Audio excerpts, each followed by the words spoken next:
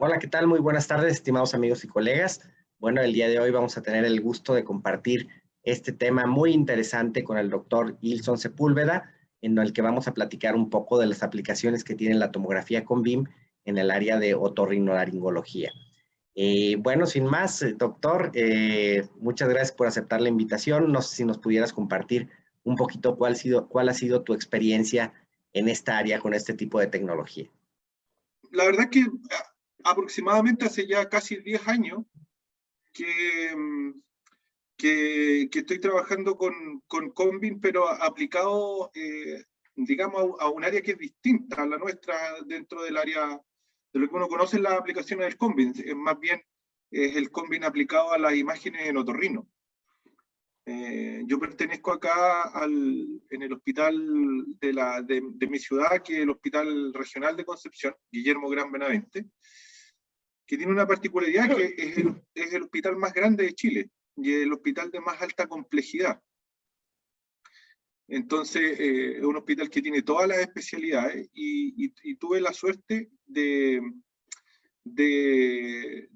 una vez que terminé mi formación, de volver a... Yo me formé en Santiago como radiólogo maxilofacial.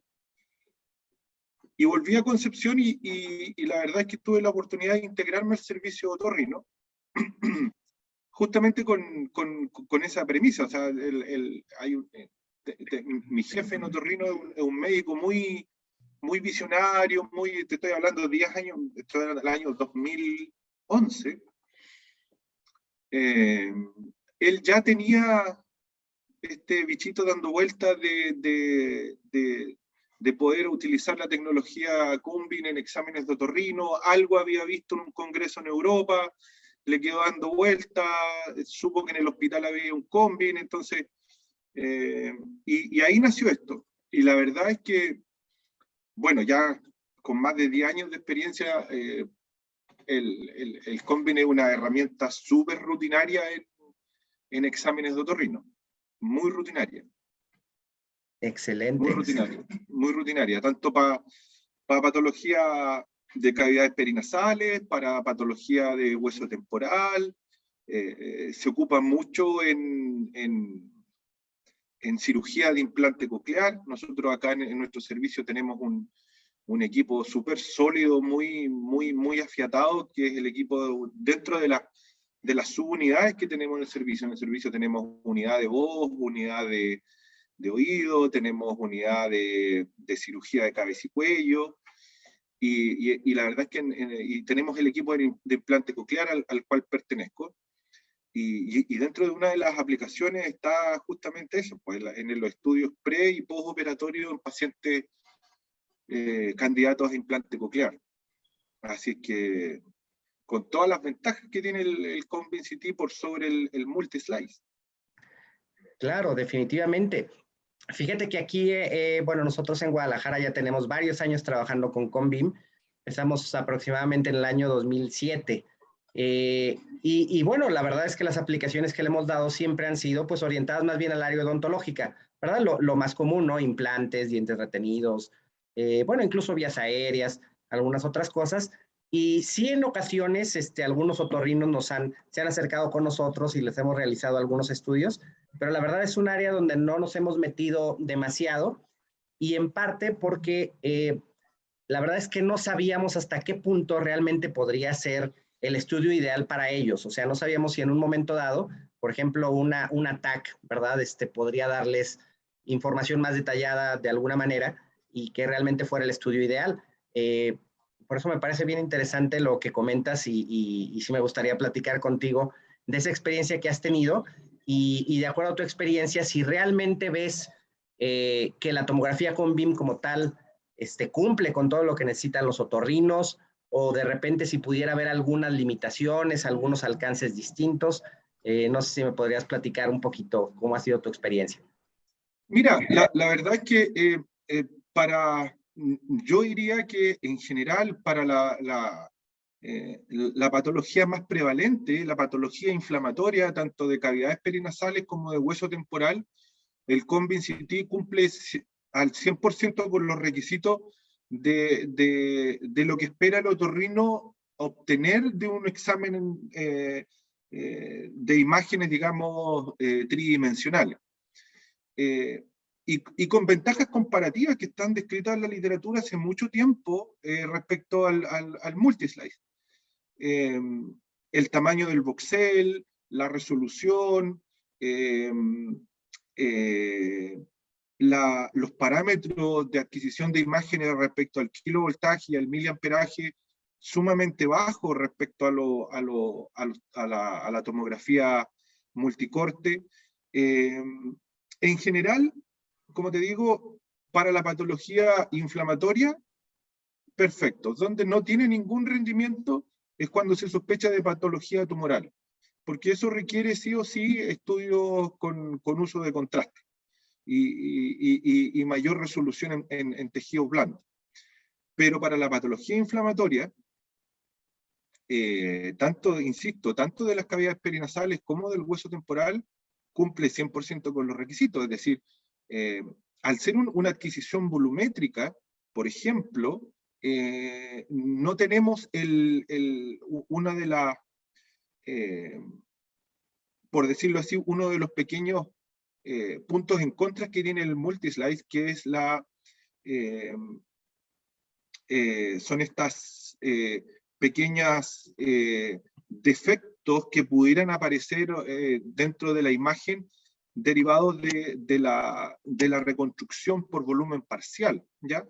Que en el fondo es lo que al no ser un método mediante cortes con intervalos y grosores variables, sino que al ser una adquisición volumétrica, nos quita, digamos, ese pequeño punto en contra que tiene el multislice. Que, por ejemplo, en hueso temporal, muchas veces pseudoimágenes, por ejemplo, de canales semicirculares superiores dehiscentes, que pueden parecer en la tomografía multicorte, pero que si nosotros la comparamos con el mismo paciente, hacemos el mismo estudio en tomografía volumétrica del tipo Combin, nos damos cuenta de que esa pequeña dehiscencia que sale en la tomografía multislice no es tal, porque es un poco como un juego, digamos, un defecto de la reconstrucción al ser, digamos, cortes con intervalos y grosores variables, cosa que no sucede en la tomografía tipo Combin. Al tener parámetros de exposición también muy bajos, muy semejantes a los de una radiografía panorámica, también tenemos muy poco artefacto en nuestros volúmenes, lo que ayuda mucho, por ejemplo, para el control de prótesis de reconstrucción de cadena osicular, ya sea reconstrucciones con prótesis totales o prótesis parciales, que en general son prótesis metálicas, de titanio. Ahora hay una gran variedad, incluso ya hoy día son con materiales no ferromagnéticos, por lo tanto que se pueden controlar, o esos pacientes perfectamente se pueden hacer una resonancia, cosa que hace un tiempo atrás era impensable, o sea, estaba absolutamente contraindicado.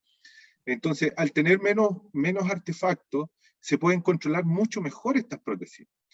Se pueden controlar en el postoperatorio inmediato y se puede predecir el rendimiento de esa prótesis. Es decir, uno en el postoperatorio inmediato, uno le puede decir al cirujano, al otorrino, decir, mira, la verdad es que esta prótesis no va a tener buen rendimiento auditivo porque el pistón que debiera estar apoyado en la platina tiene una angulación y parte del pistón está apoyado en el margen de la ventana oval.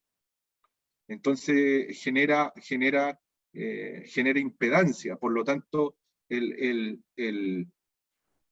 resultado auditivo, la mejora de la hipoacusia, por ejemplo, no va a ser mucha la ganancia que vas a tener. Entonces, eso a los otorrinos les ha ayudado mucho, porque antes tenían que esperar a que cicatrizara un buen tiempo, empezar a hacer las pruebas de audiometría después, y después al final se dan cuenta, sí, mira, la verdad es que la ganancia que obtuve con esta cirugía, no, lo que yo esperaba recuperar el gap, entre la diferencia entre la vía ósea y la vía aérea o el grado de hipoacusia que tenía mi paciente no fue tal. Ahora lo podemos predecir en el postoperatorio inmediato. Y obviamente que el control del implante coclear, que antiguamente se hacía solamente con radiografía, con técnicas, digamos, de radiografía en distintos planos, hoy día lo tenemos 3D, en el postoperatorio inmediato. El paciente se operó ayer, hoy día en la mañana, a las 8 de la mañana se está haciendo su control, y si el implante está bien posicionado dentro de la cóclea, el paciente se va de alta. Entonces, o si no, y si no, el cirujano al tiro, no, este hay que entrar a pabellón de nuevo, sacar el implante, cambiarlo, reposicionarlo y se soluciona el problema en menos de 24 horas. Entonces, insisto, para todo lo que es patología inflamatoria y para el control, la planificación y el control de prótesis auditiva, ya sea a nivel de cadena osicular o de implante coclear, tiene una ventaja muy considerable respecto a los estudios mediante tomografía. Ahora, los estudios mediante tomografía multislice se siguen haciendo. De hecho, ahora los equipos vienen las empresas las distintas marcas han ido disminuyendo esta brecha que existía entre la tomografía tipo Combin versus la tomografía multislice respecto al tamaño del voxel. Porque una de las ventajas comparativas era esa, porque el voxel en Combin es un voxel isotrópico, ¿no es cierto?, con tamaños muy pequeños respecto a los antiguos tomógrafos, pero hoy en día ya los tomógrafos multislice vienen con un voxel más pequeño, prácticamente es isotrópico, entonces se han ido cortando las brechas.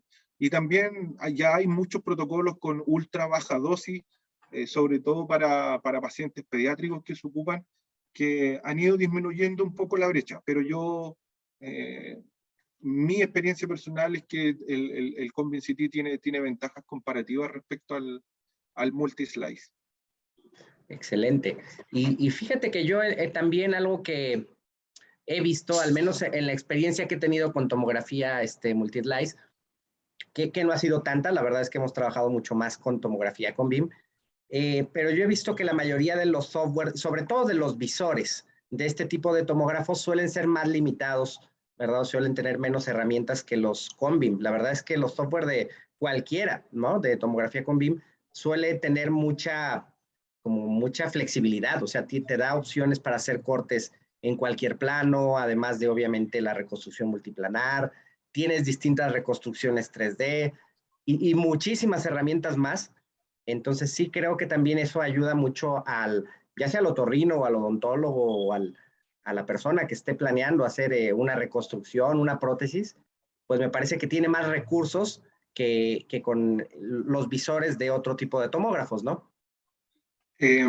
Mira, es tan cierto lo que tú dices, porque de hecho los visores, los visores de uso en Combin incluso traen herramientas de segmentación, cosa que los visores DICOM tradicionales, por decirlo así, más médicos, no tienen las herramientas de segmentación. Entonces, eso ayuda mucho porque fundamentalmente, por ejemplo, en la planificación para las prótesis de oído, tanto de reconstrucción parcial, a mí me piden mucho reconstrucción de cadena, reconstrucciones de cadena osicular. Y esas reconstrucciones de cadena osicular con los software DICOM tradicionales es imposible hacerlo. Es imposible hacerlo. En cambio, con los software asociados a cualquier marca de Combin CT, uno puede hacer reconstrucciones 3D perfectas que le pueden decir al cirujano, mira, la verdad es que esta, no sé, si te quieres apoyar en la apófisis larga del yunque para hacer una prótesis del estribo o un PORP, la verdad es que no te conviene porque en realidad la apófisis larga del yunque está desmineralizada, o está corta, o está amputada, no está, etcétera, etcétera. O bien, mira, la verdad es que lo que se ve acá, que tú pudieses, no vas a poder poner un por ejemplo, porque la superestructura del estribo, una de las, por ejemplo, una de las cruras, la crura anterior o la crura posterior, tiene signos de desmineralización, así que en realidad, más que un por, vas a tener que poner un tor. Entonces, y todo eso uno lo logra ver con la segmentación, con la reconstrucción 3D. Y con estas vistas que van más allá del multiplanar clásico del coronal, axial y sagital, sino que con cortes oblicuos. De hecho, nosotros hace ya un par de años publicamos un artículo respecto a una patología que sonaba como bastante novedoso en ese tiempo, pero que con el tiempo nos dimos cuenta de que no era tan poco frecuente, que era la hipoacusia, una hipoacusia de conducción que se produce por la fractura del mango del martillo. ¿Y por qué? Porque en realidad es una fractura que se produce en general tiene múltiples causas, pero en general se produce por algo que es muy cotidiano, que es, por ejemplo, que muchos pacientes relatan una hipoacusia súbita luego de la ducha, ¿no es cierto? Por ejemplo, introducirse el dedo al conducto auditivo externo y tratar de limpiar el oído. Como el oído está húmedo, está con jabón, y al introducir el dedo se produce un juego de presión que al sacar el dedo bruscamente del conducto auditivo externo, se genera un vacío y una succión.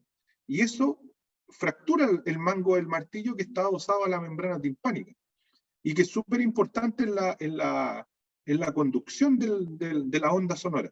Entonces, esta fractura generalmente, como el mango del martillo está adosado a la membrana y la membrana no se rompe, queda un rasgo de fractura oblicuo que no está asociado a desplazamiento de fragmentos, que es lo que uno está acostumbrado a ver en las fracturas óseas, ya como un signo directo. Y es una fractura que hay que ir a buscarla de manera bien específica, y que generalmente se logra visualizar en estas visiones multiplanares oblicuas. No es evidente verla ya sea en los cortes clásicos coronal, sagital u axial, sino que hay que ir a buscarla dirigidamente con reconstrucciones en planos oblicuos. Y la verdad es que nos ha ido bastante bien con ese paper, ha tenido bastantes citaciones, es un paper que lo leen mucho, que lo descargan mucho, y que ha tenido muy buenos comentarios en el ámbito de la radiología médica, porque hasta hace unos años atrás pasaba como por hipoacusias súbitas, que generalmente quedaban ahí como en el limbo. Mira, no, la cadena se ve normal, no hay una perforación timpánica, no tiene antecedentes de patología inflamatoria. Mira, puede ser seguramente a lo mejor un cuadro de una autoesclerosis que todavía no está en proceso está en la etapa inicial, no en la etapa intermedia o tardía, donde se produce la desmineralización ósea, y quedaba ahí como en el limbo. Pero con el COMBIN-CT ahora lo estamos diagnosticando, estamos juntando la clínica, que como te decía, la clínica es como bien particular. En la mayoría de los casos se produce en la ducha. Los pacientes relatan que después de la ducha y al realizar esta maniobra, o secarse el oído, o tratar de sacar algo de agua o de jabón, o en el momento que se están aseando en la ducha el oído, sienten que al retirar el dedo del CAE, sienten un clic y una hipoacusia súbita. así una disminución en la audición súbita. Y claro, y uno con ese relato, ya los otorrinos, acá por lo menos, con esa historia clínica, con Vinciti, observación, fractura del mango el martillo. Así, pero... Y yo diría que de 10 casos, 9 lo objetivamos. Así, pero con una sensibilidad y una especificidad muy alta. Muy alta. Y es raro porque se produce ahí yo diría que es como uno de los puntos que une un poco la odontología con la otorrinolaringología, porque uno de los tratamientos o la alternativa de tratamiento más usada en este tipo de fractura es reducir la fractura mediante el uso de vidrio ionómero. Ocupan el vidrio ionómero de autocurado para, entre comillas, soldar la fractura, estabilizarla. Se ocupa. Es una técnica que la empezaron a ocupar en Japón ya hace, yo diría, unos 15 años atrás. Cuando empezamos con esto, empezamos a revisar la literatura y nos dimos cuenta que los japoneses ya lo ocupaban, los japoneses ya ocupaban el combin hace muchos años que los japoneses están ocupando el combin en otorrino, y nos dimos cuenta de que ya estaban haciendo el diagnóstico de esta fractura y que el tratamiento quirúrgico no era el reemplazo, no era poner una prótesis parcial, ni era hacer una resección quirúrgica del mango del martillo que estaba fracturado, sino que era un procedimiento quirúrgico, una reducción con el uso de vidrio ionómero de autopolimerización. Y la verdad es que la experiencia ha sido bastante buena. Entonces, por eso ahí como que la odontología ha ido como un poquito al rescate de la parte de otorrino, tanto en el diagnóstico como en el tratamiento. Porque para la otorrino acá primero decir, pero ¿y qué es el vidrio ionómero de autopolimerización? ¿Cómo lo ocupamos? Y la verdad es que ahora se manejan perfectamente con el tema de los vidrios ionómeros, de cómo se utilizan, cuál es el tiempo de trabajo, cómo aplicarlo, cuál es la consistencia adecuada para poder trabajarlo. La verdad es que ha sido un proceso también bastante enriquecedor para ellos, ¿eh?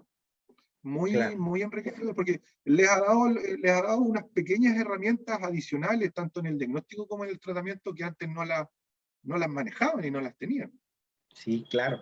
Sí, yo también veo muy claro eso. O sea, me parece que, sobre todo desde el desarrollo de la tomografía con BIM, sí, la odontología se ha ido volviendo un poco más médica, por decirlo de alguna manera. No es que antes no lo fuera, ¿no? Pero me parece que sí, a veces se percibía al odontólogo como más artesano, como más restaurador a nivel dental, más que como alguien, pues como un médico, ¿no? Que a fin de cuentas, pues somos una parte de la medicina, ¿verdad? Y creo que este tipo de tecnologías, y sobre todo con el CONBIM, que nos permite ver no solamente los órganos dentarios, sino zonas adyacentes, como senos paranasales, como articulación, como oído, muchas otras áreas, ha obligado por una parte al odontólogo a estudiar más, a aprender más de patología, de anatomía y de todo lo demás. Y por otra parte también, como los médicos han empezado a utilizar esta tecnología, principalmente los otorrinos, pues como que hay también más puntos de coincidencia, como dices, ¿verdad? En temas también muy relacionados, como problemas de articulación, que muchas veces su sintomatología se confunde con problemas de oído y viceversa. Entonces, creo que es algo muy bueno, ¿no? Como que se han ido integrando mejor, pues, estas dos áreas que pienso que nunca debieron haber estado separadas. Realmente, pues... Absolutamente de acuerdo. ¿No? Absolutamente de acuerdo, porque la verdad es que compartimos, entre comillas, tantas áreas comunes desde el punto de vista anatómico, que en realidad era como una... Yo siempre lo vi como una separación un poco forzada, que no era como algo natural. Desconozco por qué en su minuto, con el desarrollo de la medicina y la odontología, se separaron un poco los caminos durante un tiempo bastante grande. Hoy día creo que están muy unidas. De hecho, por ejemplo, bueno, se ve, yo soy odontólogo, pero pertenezco a un servicio, yo pertenezco en mi hospital al servicio de otorrino. En el servicio de otorrino también tenemos otro colega odontólogo que participa en el grupo quirúrgico de cabeza y cuello. Entonces, la verdad es que dentro de las ventajas técnicas también se ha producido como una especie de una segunda vuelta en cuanto a conectar un poco las especialidades, porque yo también veo la odontología como una especialidad de la medicina. Somos especialistas en cavidad oral y anexos. Para mí eso es ese es nuestro fondo, digamos, nuestra área de expertise. Y también, por ejemplo, en el uso del Combin en la patología de cavidades perinasales, con todo ya hace, no sé, 10, 15 años atrás, con todo esto de los procedimientos rehabilitadores basados en implantes óseo integrado, también se ha producido ahí yo diría que como un pequeño punto de inflexión, porque tanto para los estudios previos como para los controles de tratamiento basados en implantes, la tomografía se ha vuelto una herramienta rutinaria. Y eso también ha ido haciendo de que se ha visualizado un poco más, y aquí los otorrinos también han aprendido mucho, de que, por ejemplo, que muchas veces, bueno, está descrito en la literatura, entre el 10 y varía, digamos, de acuerdo a las series, pero entre el 10 y hasta el 40% de las sinusitis maxilares son de origen odontogénico. Entonces, y que muchas veces no eran diagnosticadas porque el radiólogo médico pasaba por alto el revisar, entre comillas, el estado de la arcada dentaria maxilar, y hacer esta conexión de la patología sinusal con el origen odontogénico, y tampoco los otorrinos le prestaban mucha atención a la parte dentaria. Hoy día los otorrinos, dentro de su examen clínico rutinario, está el hacer un examen de cavidad oral. Y más que de cavidad oral, bueno, el cavidad oral siempre lo han hecho, porque por su campo de acción, digamos, a nivel de la orofaringe, etcétera, por la patología a nivel de las amígdalas palatinas, etcétera, etcétera. Pero ellos hoy en día hacen un estudio bastante completo, diría yo, del estado dentario, de la salud dental del paciente. Entonces ellos se acostumbraron ya a mirar los dientes, y también han aprendido mucho a decir, mire, la verdad es que acá usted tiene un implante. Empiezan a hacer la conexión, chuta, y tiene historias de sinusitis crónica, repetición, con predominio en el mismo lado en el cual usted tiene estas rehabilitaciones. Le voy a pedir este examen, y en realidad muchos de los problemas se han solucionado. Yo diría que hasta hace 5 años, sí, unos 5 o 8 años atrás, me tocaba diagnosticar muchas sinusitis odontogénicas por la causa que fuera, por enfermedad, digamos, osteolítica derivada de lesiones apicales, por comunicaciones orantrales, por patología traumática, post colocación de implantes, etcétera, etcétera, endodoncia, enfermedad periodontal. Y me tocaba mucho ver volúmenes, pacientes que tenían un foco dental, pero también tenían muchos cambios sinusales postquirúrgicos. O sea, un paciente que había sido operado 1, 2 o hasta 3 veces con FES, con cirugía endoscópica. O sea, habían aumentado todo lo que implica las vías de drenaje para que tuviera mejor ventilación y todo, pero el paciente seguía con el cuadro sinusal, mejoraba 3 meses, 4 meses, y volvía de nuevo a hacer un cuadro a repetición. Y la verdad es que era por eso, porque la sinusitis no estaba bien diagnosticada su etiología, se asumía que era un problema bacteriano crónico de origen respiratorio, ¿no es cierto? O porque tenía algunos factores predisponentes basados no sé, en variantes anatómicas, desviaciones septales, cornetes bulosos, celdas de Haller, apófisis unciforme lateralizada o bulosa, etcétera, etcétera, que eso obviamente se corrige con la cirugía endoscópica. Pero no se iba, pero no se había hecho el alcance en la parte odontogénica. Y hoy día con la tomografía volumétrica del tipo Combin, o sea, podemos diagnosticar absolutamente desde el más pequeño,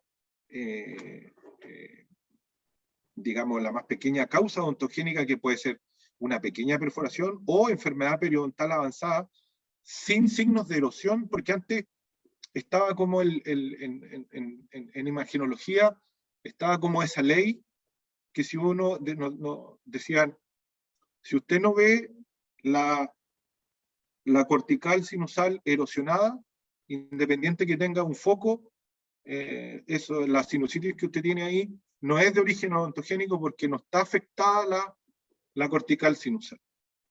Eso ya quedó demostrado hace mucho tiempo atrás y está en la literatura en un montón de trabajos, de que no es necesario de que la cortical esté erosionada.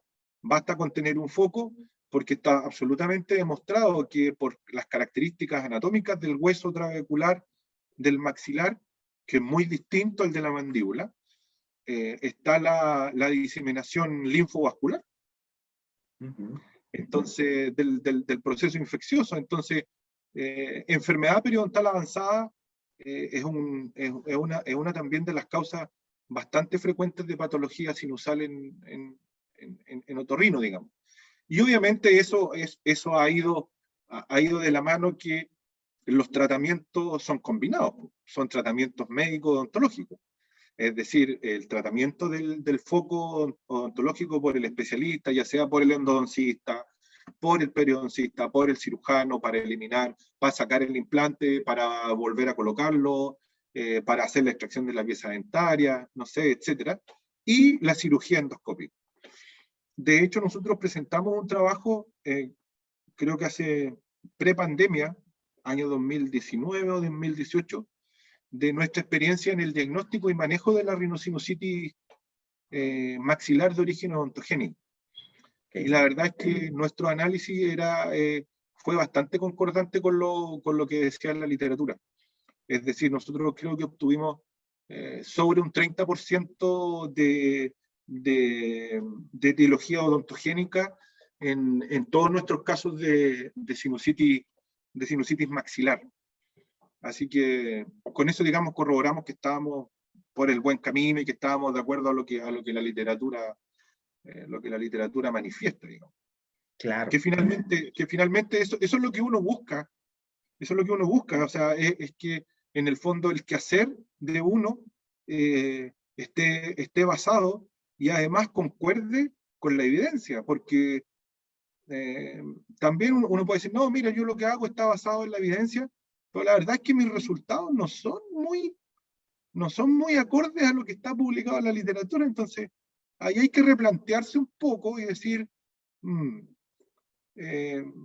voy a tener que hacer algunos ajustes porque a lo mejor la realidad nuestra es distinta a la realidad, por ejemplo, de este grupo que publicó esto, que no sé, por poner un ejemplo, un grupo de países escandinavos, por poner un ejemplo. Seguramente nuestra realidad es distinta, no sé, pero sí, ha sido una herramienta muy que ha aportado mucho y nos ha aportado mucho a nosotros como odontólogos y específicamente como radiólogo, y le ha aportado mucho a los otorrinos.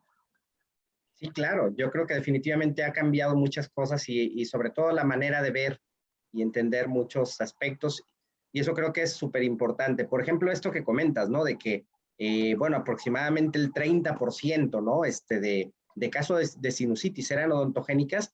Bueno, pues eso pienso que deberían tenerlo muy claro todos los odontólogos para voltear a ver más a ver los senos maxilares, porque obviamente, pues, en muchas ocasiones por problemas periapicales, por todas las causas que comentabas hace un momento, es fácil que pueda haber una sinusitis de este origen, ¿no? Entonces el paciente puede estar con sintomatología, de sinusitis, y a veces puede ser muy sencillo, bueno, ve con el otorrino, pero realmente la respuesta la tiene el odontólogo ahí a la vista, ¿no? Sin ningún problema podría diagnosticarlo, ¿no? Absolutamente, absolutamente. Y participar en la terapéutica o derivar correctamente para solucionar el problema del paciente. Por eso yo creo que ha sido muy útil, insisto, tanto para el médico como para el odontólogo. O sea, ha ampliado desde el punto de vista diagnóstico y también desde el punto de vista de la terapéutica, insisto. Los otorrinos han aprendido a trabajar más en equipo en este sentido, en la solución de estos problemas. Ya entran a pabellón con el cirujano maxilofacial y el cirujano maxilofacial hace su peguita primero, como te decía, su trabajo, es decir, eliminar el foco odontogénico o lo envían al endodoncista para que trate la pieza dentaria en cuestión, etcétera, etcétera. Y también para los odontólogos, ¿eh? Para los odontólogos general, digamos, el estar pendiente y el ser capaz también de interpretar un poco las imágenes. Y yo diría que también es un desafío bastante grande para los radiólogos el poder salirse un poquito, como dices tú, de la parte dentaria. Así como el otorrino se sale un poquito de la parte de cavidades perinasales para entrar en este mundo que para ellos era como, antiguamente era como bien, como decimos aquí en Chile, como de lejitos nomás, que era la parte dentaria. Para los odontólogos también entrar a comprender un poco más y internalizar que un porcentaje bastante importante de la etiología de la patología de los senos maxilares, inflamatoria, ya sea aguda o crónica, tiene su origen en las estructuras dentoalveolares. Entonces, insisto, ahí hay una ganancia por todos lados. Sí. Ha ganado el odontólogo, ha ganado el otorrino y hemos ganado nosotros como radiólogos porque mi experiencia personal es que el radiólogo médico tiene muy poco conocimiento en general de las estructuras dentoalveolares. Y la verdad es que en los reportes es muy escaso ver un acápite dentro de la sistemática del informe de cavidades perinasales, al menos en mi experiencia en Chile, no incluyen una línea respecto al análisis de la dentición maxilar. Lo que sí hace, por ejemplo, la escuela de los neuroradiólogos americanos. Los neuroradiólogos americanos, de hecho, yo participo mucho, yo tengo el Twitter como una herramienta, no como una red social más profesional, porque los norteamericanos lo ocupan mucho para eso, y de hecho tienen varios estudios respecto al alcance de Twitter como una herramienta de enseñanza-aprendizaje. Y la verdad es que yo comparto mucho con ellos. Bueno, yo tuve la experiencia de estar en Estados Unidos haciendo una estadía en neuroradiología en la Universidad de Michigan, en el departamento de neuroradiología en Ann Arbor. Y la verdad es que ellos sí, y ellos, es más, hay una neuroradióloga que es una past president de la Sociedad Americana de Neuroradiología de Cabeza y Cuello, de Radiología de Cabeza y Cuello, que es una neuroradióloga de Nueva York, y de hecho fue un Twitter desde casi como 2 o 3 días atrás, en la cual ella mostraba una diapo de una clase que ella hace respecto a cavidades perinasales, y el primer punto de su análisis de un volumen de cavidades perinasales es dentición maxilar y cavidades perinasales. O sea, el punto 1. Después pasaba por las cavidades perinasales en general, por las vías de drenaje, variantes anatómicas, etc. Pero su primer punto de análisis era senos maxilares y dentición maxilar. O sea, a ese nivel de importancia le dan ellos en su trabajo rutinario. Algo que acá, al menos en Chile, dista mucho de ser así. Claro. Dista mucho de ser así. A mí personalmente me toca reevaluar muchos estudios anteriores, y la verdad es que me he encontrado que pacientes que han tenido 2, 3 o 4 exploraciones médicas, y en la primera exploración el granuloma estaba ahí, en la segunda el granuloma estaba ahí, en la tercera estaba ahí, y en la cuarta que me llega a mí, el granuloma seguía ahí, y el paciente ya tiene 2 cirugías endoscópicas. Así es, así es. Sí, sí, claro, claro, creo que ese es el enfoque, ¿no? O sea, como hemos platicado un poquito, o sea, realmente ir más allá de lo que nos toca, bueno, no es que no nos toque, o sea, más bien de lo que estamos acostumbrados o lo que tal vez es nuestra área de trabajo principal, pero obviamente tenemos que extendernos un poco más y no quiere decir que tengamos que tratarlo como tal, pero sí, pues hacer una interconsulta, enriquecerlo, aprender un poquito de ello, así como los otorrinos aprenden un poco de odontología y bueno, es de esa manera que pienso que podemos hacer diagnósticos más integrales, ¿verdad? No quedar de una manera tan parcial. Oye, doctor, ¿y has tenido la experiencia de integración? Por ejemplo, la tomografía, pues ya desde luego a nivel de diagnóstico y planeación nos ayuda muchísimo.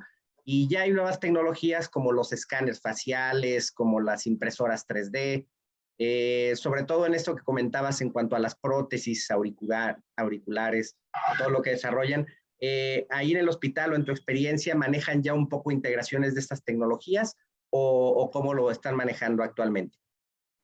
Mira, la verdad es que nosotros estamos, hoy en día, no tenemos la posibilidad todavía de trabajar mucho con ese tipo de herramientas porque estamos en proceso de renovación de nuestro equipamiento. Nuestro equipamiento todavía ya es un equipamiento que está absolutamente desde el punto de vista de las nuevas tecnologías obsoleto, porque es un equipo que data del año 2009 o 2010.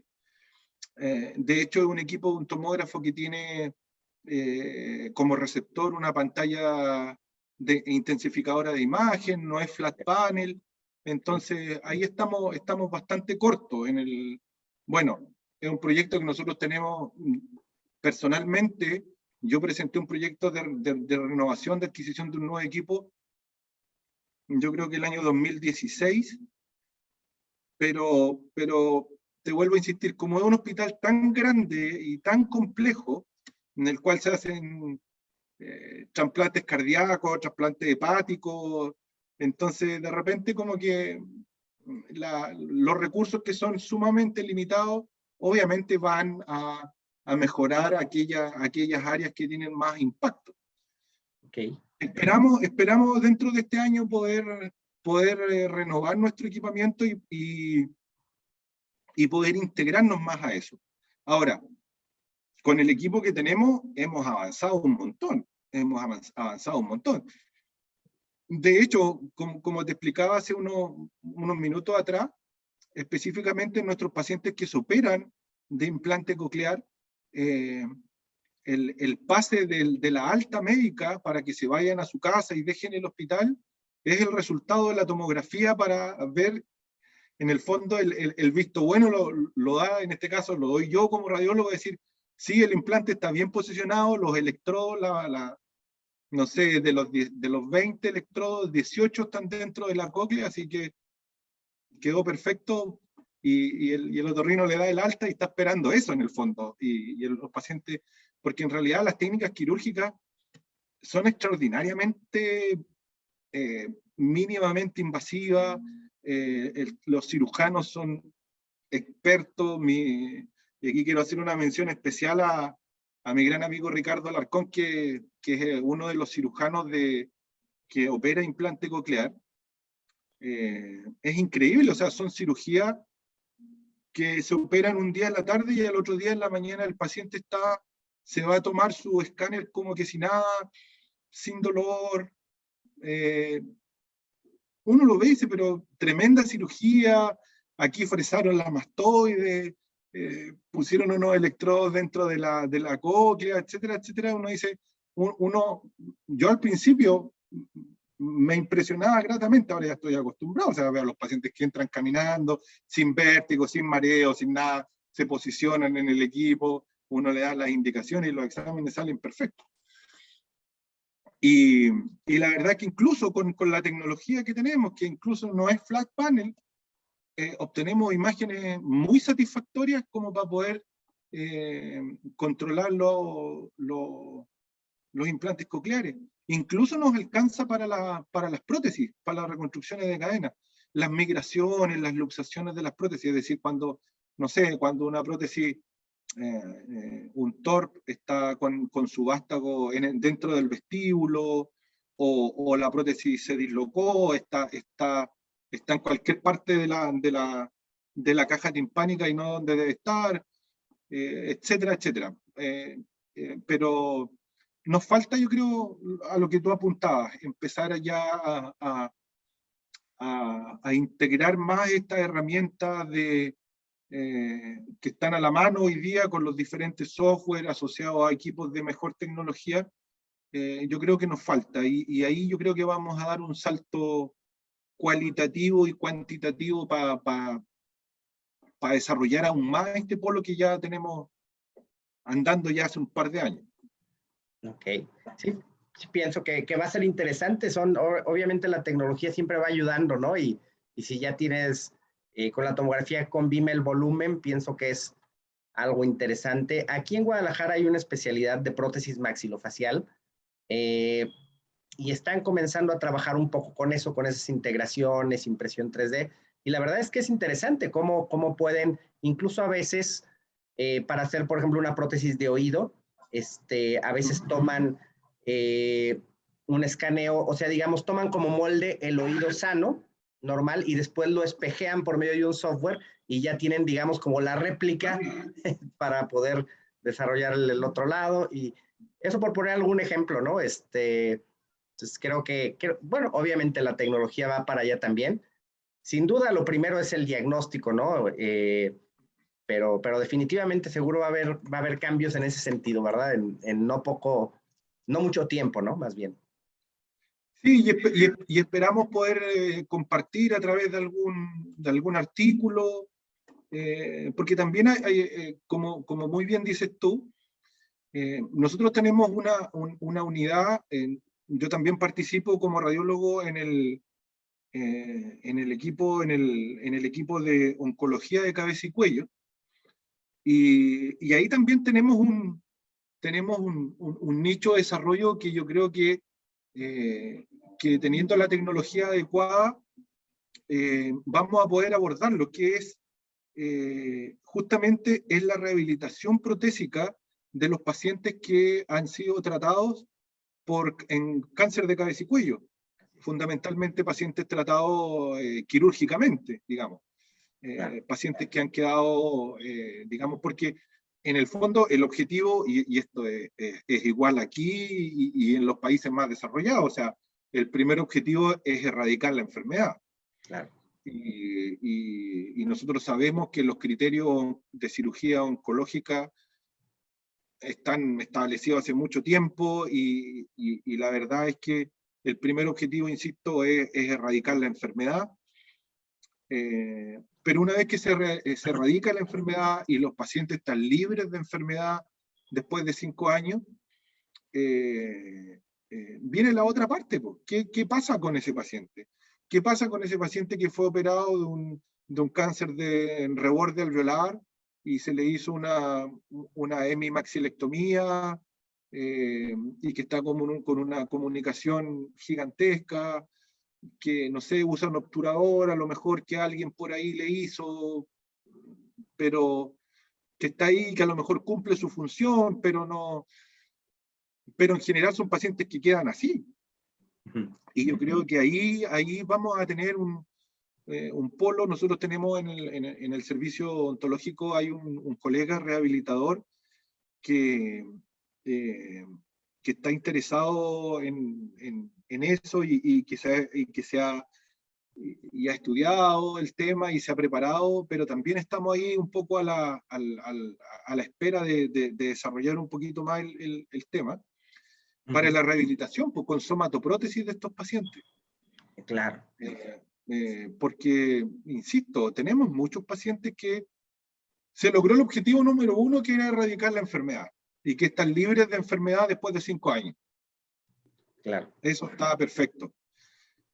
Pero, ¿qué pasa con esos pacientes después?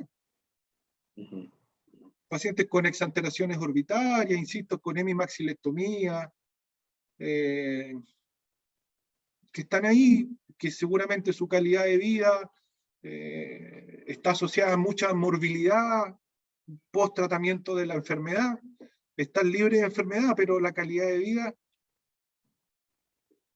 Entonces. Sí, es otra área, ¿verdad? Tal cual, me parece que es, pues, incluso una especialidad adicional, y bueno, pues pienso que de eso se trata, ¿no? Ir haciendo el equipo completo, pues sí, para darle la atención integral al paciente, ¿no? Hace unas semanas platicaba con una doctora, tuvimos un podcast, de hecho no sé si te tocó verlo por ahí, no, después te puedo compartir el enlace con la doctora Nadia Gutiérrez. Ella es radióloga oral y maxilofacial y trabaja mucho pues con un equipo de doctores y un cirujano maxilofacial. Bueno, es todo un equipo que ellos trabajan mucho con pacientes sindrómicos, ¿verdad? Principalmente, por ejemplo, con pacientes con Treacher Collins y algunos otros síndromes. Y es bien interesante cómo hacen ese trabajo multidisciplinario, ¿verdad? Desde la parte, ella obviamente desde la parte de diagnóstico principalmente, el cirujano, el foniatra, es todo un equipo, ¿no? Que realiza eso. Y me acordé de eso también porque, bueno, obviamente estos pacientes con Treacher Collins es muy, muy común que tengan problemas de oído, ¿no? Por las mismas malformaciones que pues pueden presentar, ¿no? Entonces creo que, por ejemplo, todo lo que tú haces, de hecho te iba a preguntar si ustedes de repente no atendían o les llegan pacientes así con este tipo de condiciones que muchas veces tienen problemas auditivos, ¿no? Con algunos tipos de síndromes y cómo lo suelen manejar, ¿no? Porque obviamente son casos complejos, ¿no? No las puede ver nada más una especialidad como cuando el paciente tiene un problema dental y listo, ¿no? Acá forzosamente tienes que hacer un equipo o si no, pues el paciente no va a tener una solución integral, ¿no? Sí, bueno, como te decía anteriormente, nosotros en nuestro servicio otorrino tenemos distintas unidades y esas unidades se componen por distintos profesionales. Ahora, desde el punto de vista de la integración de la odontología, yo creo que puede ser mucho mayor, desde el punto de vista más bien del tratamiento y el seguimiento de los pacientes. Mi experiencia es que, por ejemplo, en la unidad en nuestro comité de cáncer, en nuestra unidad de cáncer, donde participan los médicos radioterapeutas, oncólogos médicos, cirujanos, radiólogos, se integró también hace ya un tiempo atrás un colega patólogo oral que ha sido un gran aporte porque una de las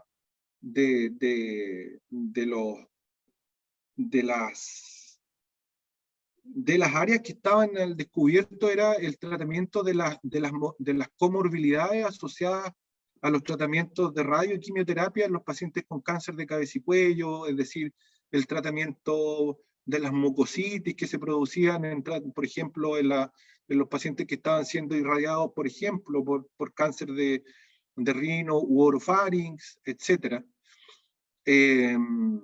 Y más que ya estamos en una etapa en que más que hacer el tratamiento, ya estamos en la etapa más preventiva, o sea, ya estamos hace un tiempo en que el paciente que va al comité, se presenta, el comité toma la decisión, ya está dentro del flujograma que ese paciente primero tiene que pasar por la unidad dental para ver toda la parte la parte dentaria y la parte anexa, digamos, mucosa, etcétera, etcétera, para preparar al paciente para el tratamiento. Pero nos falta eso, nos falta así con nombre y apellido, nos falta el protesista, el somatoprotesista, que tome al paciente post-tratamiento. Ahora, respecto a los pacientes sindrómicos, yo personalmente veo más ese tipo de pacientes en los pacientes que son candidatos a implante coclear, porque están asociados, hay generalmente pacientes con síndrome de Charge, que son pacientes que dentro de sus muchas características fenotípicas son pacientes que tienen hipoacusias profundas. Entonces, son pacientes que están dentro del target de los grupos beneficiarios de implante coclear. Pero más allá tampoco tenemos mucha experiencia al respecto del tratamiento como grupo, digamos, de pacientes sindrómicos. Creo que también ahí hay un nicho bastante importante, que se puede desarrollar. Claro. Sí, siempre hay muchísimas áreas, ¿no? Pero me parece, la verdad, que el trabajo que hacen es extraordinario. Todo lo que me estás comentando son áreas que la mayoría de nosotros, incluyéndome, aunque bueno, estamos en esta área de la radiología, del diagnóstico por imagen, pero que en lo personal, por ejemplo, no estoy dentro de un hospital, pues todo eso, muchas cosas uno las desconoce, ¿no? No sabe cómo se manejan, cómo se integra con otras especialidades. Entonces es sumamente interesante y me parece que el trabajo que están haciendo es, al menos en México, yo no ubico un grupo de doctores o especialistas que estén trabajando de esta manera. Puede ser que lo existe y que yo no lo conozca, ¿no? Pero no había tenido yo como ese acercamiento y me parece que es muy necesario. O sea, definitivamente, creo que si no se hace de esta manera, pues se pasan muchos aspectos por alto, muchas veces no se diagnostican cosas o se dan tratamientos que no eran los indicados, o simplemente uno está creyendo, imaginando que ya se solucionó un problema cuando realmente no es así, ¿no? Exacto. Y mira, mi experiencia con respecto a lo que tú comentas, y agradezco tu comentario respecto a cómo estamos trabajando acá, la verdad es que yo estoy tratando de que esto se normalice un poco, porque mi experiencia personal ha sido bastante, yo no diría que es por azar, que es por azar, sino que es más bien por una cuestión personal. Yo personalmente he desarrollado mi quehacer como radiólogo en un 80% en el área médica y en un 20% en el área odontológica. Ahora, mi experiencia personal es que nosotros tenemos todas las capacidades para integrarnos a los equipos médicos de manera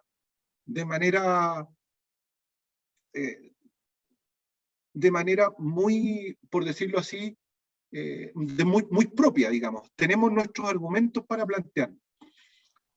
Mi experiencia personal es que yo, por ejemplo, terminé mi residencia en radiología, volví, hice un fellow en imágenes de otorrino durante 3 años, y eso me permitió terminar haciendo una estadía en neuroradiología en una de las universidades más prestigiosas de Estados Unidos, y con la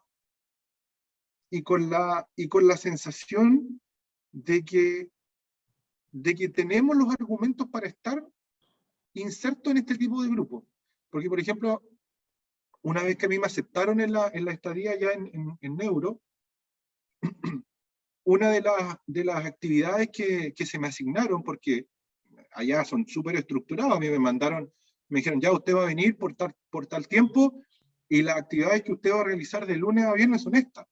Y yo tenía mi calendario antes de empezar de lunes a viernes, con todas las actividades que yo iba a realizar. No sé, el lunes en la mañana usted va a estar en el reading room en TAC, en la tarde va a estar en el reading room en resonancia, El martes va a estar en pabellón, en neuroradiología intervencionista, etcétera, etcétera. Y dentro de las actividades estaba que, por ejemplo, dentro de todos los comités, porque allá yo participé en el comité de epilepsia, en el comité de neurooftalmología, etcétera, pero también tenía en el comité de cabeza y cuello. Y era exactamente igual como nosotros lo desarrollábamos acá, en nuestra ciudad. Entonces, para mí no fue para nada novedoso, digamos, la forma de trabajar y cómo ellos interactuaban y cómo ellos también abordan el tema del manejo del cáncer en cabeza y cuello. Era exactamente igual a como nosotros lo abordábamos acá en Concepción. Es decir, con equipos multidisciplinarios, con una reunión semanal, donde el caso se presenta, generalmente lo presenta el residente de otorrino, y está el cirujano, está el quimioterapeuta, está el radioterapeuta, está el radiólogo, etcétera, y todos aportan, se discute el caso, 10, 15 minutos, se adopta la decisión del comité y el paciente pasa a su tratamiento. Era exactamente igual. Y la verdad es que mi experiencia personal, insisto, en que nosotros tenemos, el que se lo proponga, bueno, aquí hay algunos bemoles que yo creo que hay que considerar. Primero que es un camino largo de formación, porque uno tiene que formarse en el área médica, que creo que esa es una de las cosas que se deben mejorar en nuestros programas de formación como radiólogos maxilofaciales. Yo creo que estamos muy separados del área médica aún. Muy, muy separados. Y ahí en mi universidad, en la Universidad Finisterra, estamos trabajando para mejorar eso. Estamos integrando más la unidad de imágenes de cabeza y cuello en la formación del especialista, tanto en tomografía Combin, en tomografía multislice y en resonancia. Porque creo que hoy día es absolutamente necesario. Si queremos integrarnos a estos equipos de trabajo, es absolutamente necesario que vayamos un poco más allá de la parte dentoalveolar y de los exámenes 2D y de los exámenes 3D basados en tomografía del tipo Combin. Tenemos que tener una mejor formación en tomografía multislice, tenemos que tener una mejor formación en resonancia. Pero que yo creo que para allá apunta. Yo creo que para allá apunta los nuevos desafíos en la formación de nuevos especialistas. Mi visión es esa. Porque, insisto, creo que tenemos todas las competencias. Como te digo, yo fundamentalmente, hoy día si tú me preguntas, los que me preguntan a qué te dedicas o cuál es tu campo de acción, hoy día para mí mi campo de acción es la neuroradiología de cabeza y cuello, es decir, desde el base de cráneo hasta apex pulmonar, y pasando desde la radiografía periapical hasta la resonancia magnética con uso de contraste. En todo tipo de patología, desde la patología dentaria hasta la patología tumoral de cabeza y cuello. Como te decía, eso ha significado un proceso de formación bastante más largo, ¿ya? Yo tengo, por ejemplo, muchas más horas de formación en radiología médica que en radiología maxilofacial. Okay. Pero yo creo que si se van integrando estos tópicos, y aquí también quiero hacer una mención a Daniel Pinto, que estuvo contigo en el podcast anterior, y a nuestro decano, en el sentido de darnos las herramientas para ir integrando, digamos, estos nuevos tópicos de formación en nuestro programa de formación de especialistas. Estamos integrando de hecho, hasta la generación anterior, yo tenía un año en el cual yo lo formaba en la parte de tomografía y resonancia, multislice. Okay. Y este año partimos antes. Entonces, esta generación ya va a tener, de los 2 años que dura la formación, va a tener 1 año y medio de formación en tomografía y en resonancia. Entonces, cada vez le estamos entregando más herramientas a nuestros residentes para que el día de mañana, si tienen la posibilidad de integrarse a estos grupos de trabajo, lo hagan con propiedad. O sea, uno entrega la base y tú compartirás conmigo la premisa de que cuando uno se forma, lo que te entregan los centros formadores es un 30 o un 40%. El resto viene por la autoformación, y eso es así en odontología y en medicina. En medicina exactamente igual. Lo que se le entrega a los residentes en cuanto a la teoría y a la formación, digamos, más bien curricular, es un 30%. El 70% viene por la iniciativa propia de querer desarrollar algunos tópicos de manera más profunda, etc. Sí, claro, definitivamente sí, en las universidades nos dan pues las bases, ¿no? Cuando estudiamos el posgrado y ya uno tiene que seguir estudiando, pero ciertamente esas bases que nos dan nos orientan, ¿verdad? O sea, ya te van dando un panorama de hacia dónde tienes que seguir. Entonces, esto que están haciendo me parece extraordinario, ¿verdad? Porque sí, yo estudié la especialidad, nos hablaron un poco de resonancia magnética, por ejemplo, pero prácticamente no entramos en ese tema, ni en multislice también, mucho de Conbeam, y sobre todo la parte de diagnóstico por imagen, de técnicas y todo eso lo vimos bastante bien. O sea, realmente me parece que fue un programa muy bueno el que tuvimos, pero ciertamente no con esta arista tan marcada hacia la parte médica, que definitivamente pienso que es algo que vale la pena, ¿verdad? Para dar también un paso al frente y decir, bueno, aquí estamos y podemos aportar este equipo, ¿verdad? No es que seamos personas ajenas, que estén todos los médicos y los odontólogos, ¿no? Pues como aparte, ¿no? O sea, realmente somos parte, como cualquier otra especialidad de tipo médico, ¿no? Y yo creo que somos parte, digamos, con un piso, que nos permite, insisto, estar inserto en estos grupos. Insisto, yo veo la odontología como una especialidad médica de cavidad oral y sus anexos. Nadie tiene más conocimiento que nosotros respecto a esta área. En anatomía, en fisiología, en fisiopatología, etcétera. Entonces, es mucho lo que nosotros podemos aportar, es mucho. Entonces, si nosotros mejoramos un poco respecto a la formación básicamente en nuestra residencia, en nuestros programas de formación de especialistas, mejoramos un poco eso en cuanto a integrar la imagenología médica en los programas de formación, creo que vamos a entregar herramientas y un plus bastante importante para que más colegas se integren a estos grupos de trabajo y se integren con una base de formación sólida. Ahora, insisto, mi experiencia personal es que al menos a mí en Estados Unidos me recibieron muy bien. Y de hecho ellos me decían, pero tú no eres médico. No, yo soy dentista, soy radiólogo, pero ya llevo años dedicado a la radiología otorrinolaringológica acá. Ah, entonces me decían, tú eres un head and neck. Ah, ya, perfecto. Y se olvidaban del tema y comentábamos y yo participaba y fueron, bueno, dos de mis profesores ahora somos grandes amigos y estoy siempre en contacto con ellos. Tuve la suerte pre-pandemia de invitar a uno de mis profesores y estuvo acá vacacionando con su familia, vino a conocer la Patagonia, Chile, entonces tenemos un lazo de amistad.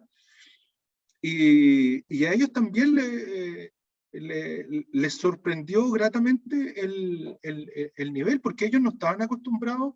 De hecho, ellos no recordaban haber recibido un pasante odontólogo, digamos. Porque por ahí pasan porque es una universidad, yo estuve en Ann Arbor, que es una universidad muy prestigiosa y en la cual se forma mucha gente a nivel mundial, y la verdad es que por neuroradiología no tienen muchos pasantes porque hacen un filtro un sedazo muy fino, y la verdad es que a mí tuve la suerte de que el jefe me aceptó, y la verdad es que yo ya he ido 2 veces, y, y la experiencia, pues conversando ya con el grado de amistad y alrededor de una cena en la Patagonia chilena con mi profesor, con mi amigo, y él me decía, me confidenciaba, me decía, mira, nosotros tenemos pasantes de todo el mundo, pero yo no recuerdo haber tenido un odontólogo ahí, me dijo. Y la verdad es que lo comentábamos después que tú te fuiste, me decía, lo comentábamos, y la verdad es que nos impresionó gratamente tu visita. Y de hecho, el primero en manifestármelo fue el jefe, porque cuando yo terminé mi estadía, fui a despedirme a la oficina de él, y él me entregó mi certificado y todo, y él me pregunta, me dice, bueno, ¿y qué te pareció la estadía acá? Él me preguntaba a mí qué me parecía. Entonces yo obviamente con toda mi alegría y mi satisfacción le dije, bueno, maravilloso, porque en realidad es, es una universidad extraordinaria, con una capacidad técnica y profesional que envidiable. Por ponerte un ejemplo, no sé, pues nosotros acá en nuestro hospital tenemos 2 resonadores, 3 escáneres, y resulta que ya allá en el edificio principal, en la unidad de radiología principal, sin contar con todos los periféricos, habían 13 resonadores y 17 escáneres. Wow. Entonces él me pregunta, ¿qué te parece? Yo le hablé, obviamente, que yo maravillado, agradecido, y aproveché al tiro de decirle, y esperando volver. Y si es que usted me acepta, obviamente. Entonces él me dijo, no, por favor, las puertas están abiertas, vuelve cuando quieres, la verdad es que para nosotros fue muy grato tenerte. Y en realidad eso reafirmó que después, con el tiempo, digiriendo un poco todo lo que significó esto, creo que nosotros, si nos preparamos bien, si tenemos una buena base, mejoramos nuestros programas de formación, y tenemos gente interesada en el tema, yo creo que esto podemos integrarnos de mejor manera a los grupos médicos, digamos. Sí, sí, claro, claro, definitivamente.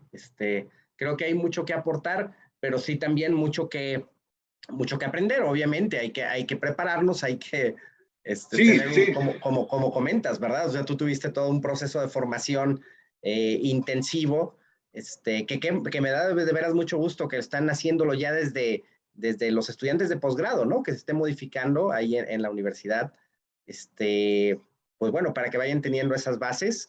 Estoy seguro que a ti obviamente fue un proceso mucho más complejo, que tuviste que hacerlo por tu cuenta, pero qué bueno que lo pudiste hacer y que se está avanzando en ese sentido, ¿no?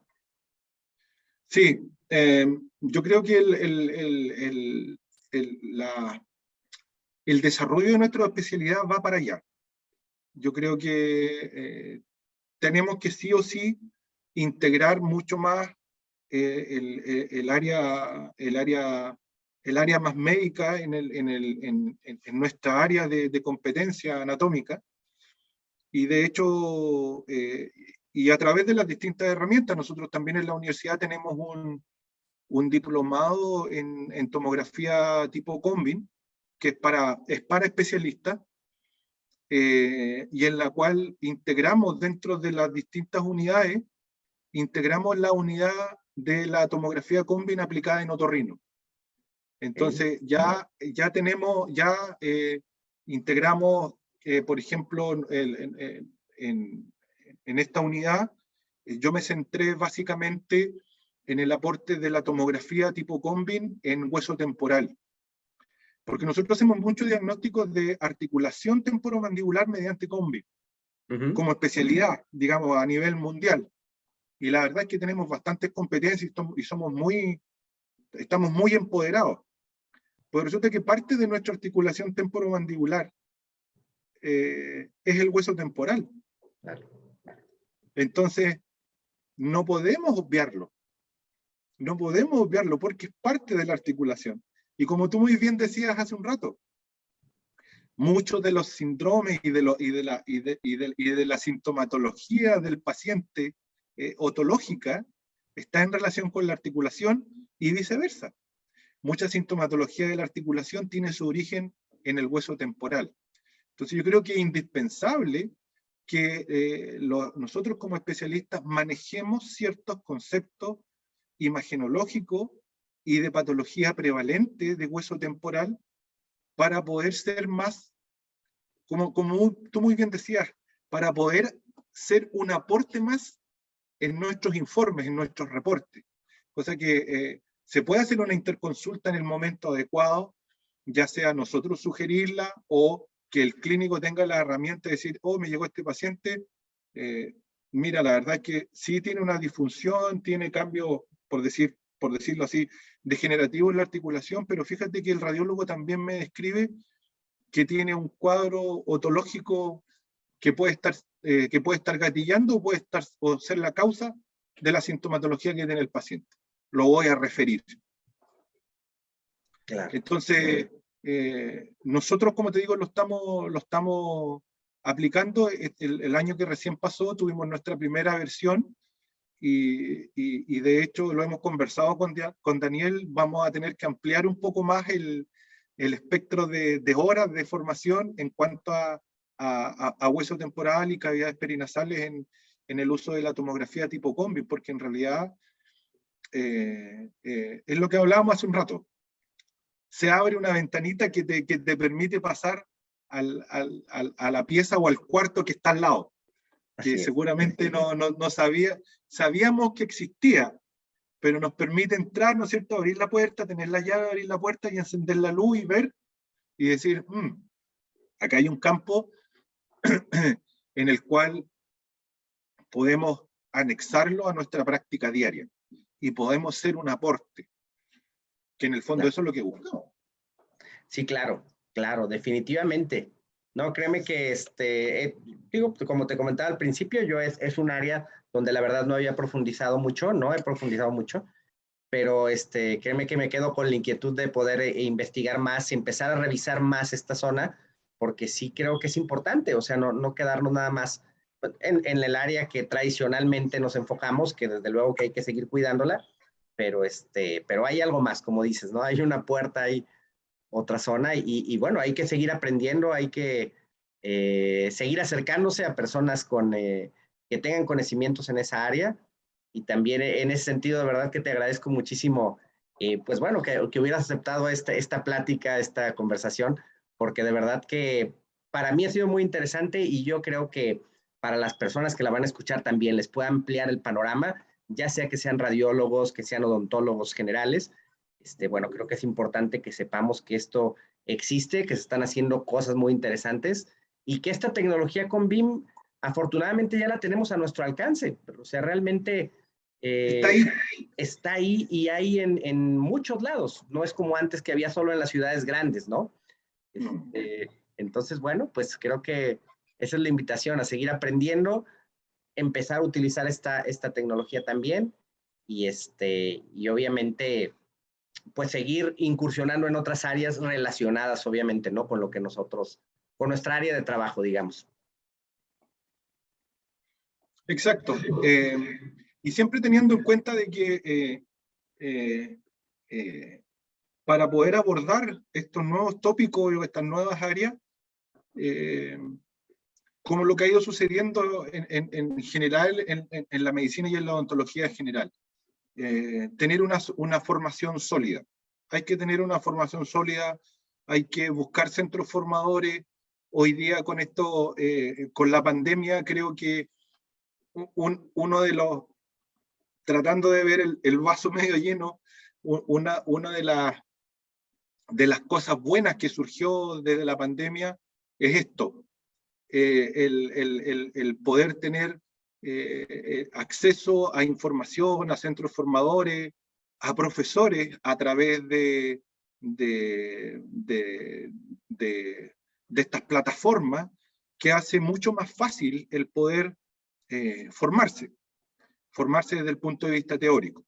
Ahora, dentro de la formación práctica, siempre está, digamos, lo fundamental es formarse presencialmente, pero creo que el uso de estas plataformas va a ayudar mucho a esta primera parte, que es la formación teórica, ya entregar los conocimientos teóricos que después los vamos a llevar a aplicar a la práctica y a la formación práctica. Así es que, sí, yo creo que son desafíos que tenemos como desarrollo de la especialidad. Son desafíos, como tú muy bien dices, la herramienta está, la tomografía tipo Combin está. Fue lo mismo que le pasó a la medicina con la tomografía multislice, que antes, no sé, 15, 20 años atrás solamente estaba en los grandes centros. Hoy día tú prácticamente a la ciudad que vayas hay un tomógrafo, ya sea de tercera o de quinta generación, pero hay un tomógrafo. Entonces, y lo mismo pasa ahora con la tomografía Combin. Nosotros es una tecnología que está más accesible, está mucho más masificada y que tiene aplicaciones que nosotros le podemos sacar mucho rendimiento. Definitivamente. Bueno, Ilson, pues no quiero quitarte más de tiempo. La verdad es que ha estado súper interesante y podríamos pasárnosla aquí horas, pero también no quiero abusar. Sé que ya también estás al final de tu jornada. Yo encantado. Mira, un tema que me apasiona tanto que yo también puedo estar todo un día conversando al respecto. Así que agradecerte la invitación y obviamente quedo a disposición para lo que tú estimes conveniente, porque una de las cosas que a mí me motiva en esto, fundamentalmente en mi beta académica, es justamente esto, es compartir las experiencias e incentivar a más gente a que pueda tomar estas, como decimos aquí en Chile, estas hebritas de hilo que están ahí colgando, que la podamos tomar y que nos va a llevar a lo mejor a un área, como te decía, que va a significar un mayor desarrollo y un mayor crecimiento de nuestra especialidad. Así que yo encantado y agradecido por la invitación. Muchísimas gracias a ti por haber aceptado. Y sí, la idea de esto pues es precisamente tener conversaciones de temas interesantes, innovadores, que aporten. O sea, realmente no se trata nada más de tener una plática porque sí, sino que esto, pues bueno, puede estar disponible. Lo publicamos, de hecho, estos podcasts en YouTube, subimos el podcast completo, también en Spotify, para que incluso lo puedan escuchar, lo puedan descargar. Y bueno, pues es la idea, o sea, estar aportando, ¿no? De poco a poco que pues se vaya despertando esta inquietud y bueno, pues aprovechar el tiempo. Por ejemplo, este formato de podcast me gusta mucho a mí porque incluso te permite cuando tú vas viajando en el automóvil, que vas conduciendo, que en las ciudades grandes a veces uno le invierte, a veces hasta más de una hora al día, ¿verdad? De estar en el tráfico, en el tránsito. Bueno, pues en lugar de estar escuchando a veces cosas que anuncios o algo que no nos ayude mucho, pues bueno, podemos incluso estar aprendiendo algo nuevo, ¿no? Entonces, bueno, estoy seguro que va a llegar a muchas personas y que les va a ayudar. Y de verdad, muchísimas gracias por esto, por la plática y desde luego, ojalá que más adelante podamos tener alguna otra plática para seguir profundizando en o en algún otro tema. Sería perfecto. Un gusto. Encantado. Muy a bien. Tu orden.